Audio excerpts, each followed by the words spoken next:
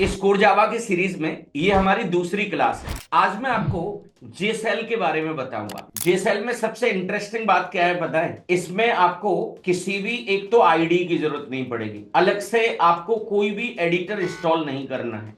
Simple Java का software install होना चाहिए और आप इसका यूज कर सकते हैं। मैं जानता हूं मैंने आपको अभी जावा का सॉफ्टवेयर इंस्टॉल करना नहीं सिखाया है, तो मैं एक ऑनलाइन जेसेल का यूज करके आपको इसे बताऊंगा। तो चलिए चलते हैं स्क्रीन की तरफ। इसमें हम लोग चार टॉपिक डिस्कस करेंगे। Number one, what is JShell, JShell आखिर में क्या होता है, basic operation in JShell, working with variables and printing hello on the screen. इसमें और भी बहुत सारी चीजें होती हैं, बट मैं आपको सिंपल एक इंट्रोडक्शन दे रहा हूं इस चीज का। So what is JShell? JSL is an interactive command line tool which is introduced in Java 9। ये बिल्कुल एक कमांड प्रॉम्प्ट की तरह है, जैसे हम लोग डॉस प्रॉम्प्ट देखते हैं, और ये फीचर जावा 9 में इंट्रोड्यूस हुआ। जब ये मैं वीडियो रिकॉर्ड कर रहा हूं, इस समय जावा 23 मार्केट में चल रहा है। That allow the developers to quickly test the code snippet. Snippet basically piece of code को कहते हैं। इसमें डेवलपर अपने छोटे छोटे कोड को इजीली टेस्ट कर सकते हैं। JShell provides a REPL system for Java. REPL का क्या मतलब होता है? REPL stands for read, evaluate, print and loop. आप इस जेसेल में कोई भी कमांड दीजिए, उसको वो रीड करता है, देन ये इवेल्युएट करेगा और फाइनली उसके आंसर को स्क्रीन पर प्रिंट करा देगा। और यही दौर बार बार चलता रहेगा, इसलिए उसमें लूप टर्म आया। जो सबसे इंपॉर्टेंट चीज है वो क्या है पता है? JShell eliminate the need for writing the boilerplate code. ये बॉयलर प्लेट कोड एक टेक्निकल वर्ड है, बट आप ये समझिए कि कोई आपका पाइथन का दोस्त आपसे मिले जो पाइथन सीख रहा है, वो आपसे कहेगा यार पाइथन बहुत सरल है, जावा में बहुत कुछ लिखना पड़ता है। तो मैं आपको बता दूं, अब जावा के अंदर हम पाइथन की तरह कोड लिख सकते हैं। ना आपको कोई क्लास डिक्लेयर करनी है, ना ही आपको मेन बनाना है। डायरेक्टली जो आपके दिल में आता है ना, वो सिंपल टाइप करिए इसमें। तो चलिए मैं कुछ बेसिक ऑपरेशंस आपको जेसेल में करके दिखाता हूं। सो सिंपल, आप गूगल स्टार्ट करिए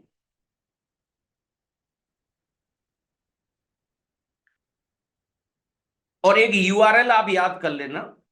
उस यूआरएल का नाम है tryjsel.org। ऐसी और भी कई सारी वेबसाइट्स होंगी, ये मैं डिस्क्रिप्शन में आपको दे दूंगा। और एक चीज ध्यान रखना, ये सारे नोट्स और ये यूआरएल आपको डिस्क्रिप्शन में इसका लिंक मिल जाएगा, वहां से आप इसको डाउनलोड कर सकते हैं। राइट नाउ देखिए, यहां पर ये जेसेल वर्जन 21 का यूज कर रहा है, यानी कि जावा का जो सॉफ्टवेयर होगा उसका 21 वाला वर्जन है ये। अब यहां पर कुछ भी लिख के आपको मैं बताता हूं। राइट, जैसे मैंने लिखा 20 + 30, then what is the answer guys? 20 + 30 इसने रीड किया, उसको एवेल्युएट किया और फाइनली आंसर को यहां पे दिखा दिया। अब इसमें मैं ये आपको बताऊंगा कि जो जेसेल है ना, JShell which is the prompt guys, इसको प्रॉम्प्ट कहते हैं। जो 2 + 30 का जो आउटपुट आया विच इज 50। अब यहां पर एक $1 लिखा हुआ आ रहा है ना, ये $1 क्या है? विच is the auto generated variable. एक वेरिएबल ऑलरेडी जनरेट कर दिया जिसके अंदर वो रिजल्ट हमारा स्टोर हो गया होगा, और फाइनली 50 इज द आउटपुट। देख रहे हैं ना ये कितना सरल है। Next is working with variables. आप कोई भी वेरिएबल बिना क्लास के मेथड के डिफाइन किए भी आप बना सकते हैं। जैसे आप खुद देखिए, जेसेल प्रॉम्प्ट के सामने हमने लिखा int x = 10, तो whatever value you are inserting in this, वही यहां पर प्रिंट हो रही है। आपको एक बात और बताऊं, डेटा टाइप लिखने की भी जरूरत नहीं है। आजकल हम उसकी जगह पे वेयर का यूज कर लेते हैं। इसको बेसिकली हम डायनामिक टाइप इन्फ्रेंस कहते हैं। जिस तरह की वैल्यू आप इस वेरिएबल में डालेंगे, उसका डेटा टाइप उसी तरह का हो जाता है। So where y = 20। तो मैंने एक जगह पे इंट लगा के बताया, जो कि एक नॉर्मल ट्रेडिशनल तरीका है। बट आप किसी भी डेटा टाइप की जगह पे आजकल ये वेयर टर्म का यूज कर सकते हैं।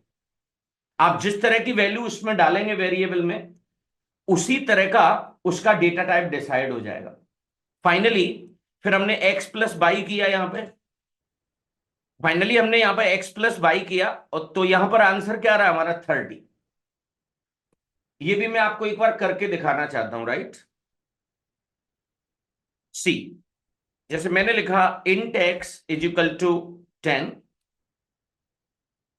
मैंने यहां पर इंट का यूज किया है, where y is equal to 20।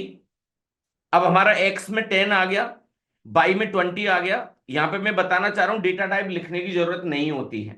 और finally x plus y, then see, 10 + 20 क्या हो गया हमारा 30 हो गया। नॉर्मली आपने देखा होगा जब भी कभी कोई पहला प्रोग्राम बनाता है तो ज्यादातर केस में वो हेलो ही प्रिंट कराता है। तो एक सिंपल हेलो प्रिंट कराने के लिए पुराने जमाने में जावा में बहुत सारा कोड लिखना पड़ता है, बट आजकल आप डायरेक्टली प्रिंट एलएन का यूज कर सकते हैं। वो भी मैं आपको एक बार करके दिखाता हूं।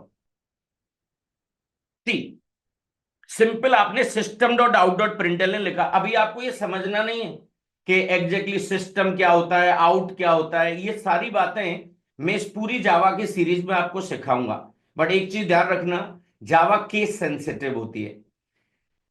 यहां पर आपको ये ध्यान रखना है कि सिस्टम का एस कैपिटल है, डॉट ऑपरेटर का हमने यूज किया है। प्रिंट एलएन के अंदर जो भी कुछ हम लिख रहे हैं, अगर वो हमें एज इट इज चाहिए तो वहां पर हम डबल कोट्स का यूज करते हैं। और हर स्टेटमेंट को एंड करने के लिए, डेलिमिट करने के लिए हम सेमीकोलन का यूज करते हैं। सी, आउटपुट आ रहा है हमारा। बट मैं आपको कुछ इंटरेस्टिंग बातें बताऊंगा। जैसे हमें अगर कोई पुरानी कमांड अगर लेके आनी है तो आप कीबोर्ड से अप एरो का यूज कर सकते हैं। जो कीज होती है ना, left arrow, right arrow, up arrow, down arrow, उसमें से अप एरो का यूज करना है। Then again you can print this. आप जैसे जैसे करते जाएंगे पुरानी कमांड्स आपको मिलती चली जाएंगी। एक चीज और बताना चाहूंगा, सेमीकोलन ऑप्शनल होता है। आप सेमीकोलन को हटा भी देंगे तब भी ये वर्क कर रहा है। एक चीज जरूर समझना, जैसे किसी भी मेथड को अगर हमें कॉल करना होता है, फंक्शन को कॉल कराना होता है, तो हम ये ब्रैकेट का साइन यूज करते हैं, राइट, दिस वन। ठीक उसी तरह से अगर किसी क्लास के अंदर से हमें कोई मेंबर अगर यूज करना होता है, एक्सेस करना होता है, तो उसके लिए हम लोग डॉट ऑपरेटर का यूज करते हैं। किसका यूज करेंगे? डॉट। इसे लोग मेंबर एक्सेस ऑपरेटर भी कहते हैं। तो आपको यह जानकारी कैसी लगी प्लीज मुझे कमेंट में जरूर बताना। Thank you so much.